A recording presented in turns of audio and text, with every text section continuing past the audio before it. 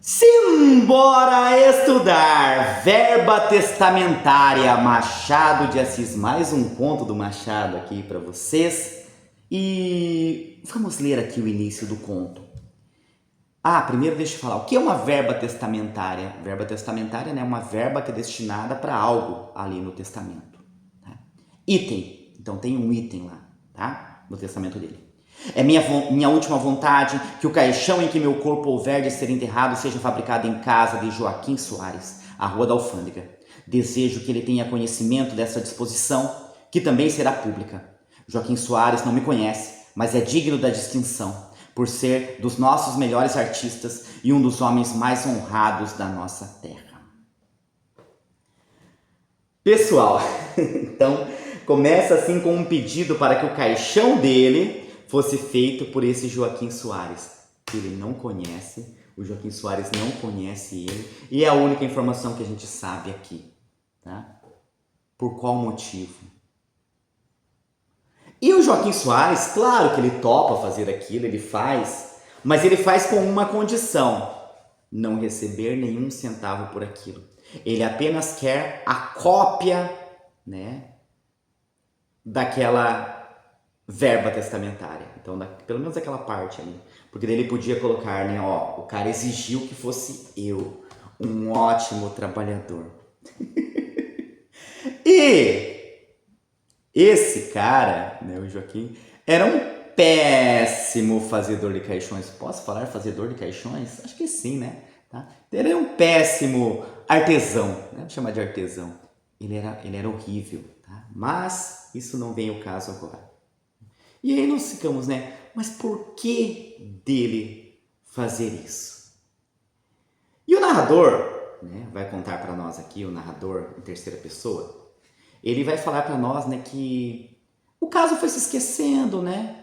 E tem uma frase até interessante: a vida é uma lousa em que o destino para escrever um novo caso precisa apagar o caso escrito. Quando Nicolau morreu, ele tinha 68 anos. Nicolau B de C, tá? É o nome dele, Nicolau B de C. Ele tinha 68 anos, então ele, né, tinha nascido no século XVIII, né? Ali está em 1855, a história está sendo contada, né, em 1855. E o que nós descobrimos desse Nicolau? Esse Nicolau era um menino péssimo, né?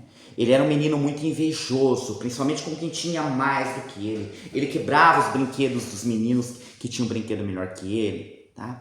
Uma vez aconteceu, né, do vice-rei, do Marquês do Lavradio, queria fazer uma obra na cidade, não tinha dinheiro, e ele começou a vender alguns títulos de nobreza, né? Isso era comum antigamente, vender títulos de nobreza. E o pai do Nicolau comprou um título. Só que um amigo do pai do Nicolau foi lá e deu mais dinheiro e ganhou o título para ele e para o menino. E o menino de 7 anos, 7 anos tinha um menino? Acho que era 7 anos mais ou menos. Ele também ganhou um título ali, né, de alferes. O que o Nicolau fez quando viu aquilo? Foi lá, rasgou a roupa toda do menino e aquilo criou uma confusão. Aí o pai pegou o Nicolau, deixou o Nicolau 3 meses trancado em casa. Depois que o Nicolau saiu, foi estudar com o professor, que o professor falou que a gramática dele era palmatória. Aí, né, e o Nicolau vai crescendo dessa forma, mas ele nunca muda completamente, sempre teve isso. O pai morre, a mãe morre, fica ele, a irmã se casa, né, com um médico belga, holandês, um médico holandês, né? Ele não quer trabalhar, ele fica por ali, depois ele aceita trabalhar, e ele até torna-se um deputado constituinte no tempo ali né, quando o Brasil se torna independente de Portugal, a primeira constituinte do Brasil, lá de 1823. Em 1823 ele era um dos deputados constituintes. Depois ele sai daquilo, aí ele se casa, ele teve uma vida ali, né? Eu vou resumir bastante porque, né, alguns termos ali não tem muita importância. Mas ele se casa depois. O irmão, o cunhado, arruma uma noiva, ele se casa, vai morar distante do Rio.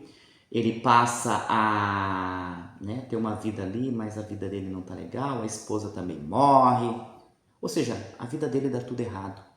Nicolau fica sozinho, ele tem uma doença que não se explica, né? Qual é essa doença? O cunhado fala que é uma doença do baço. Tá?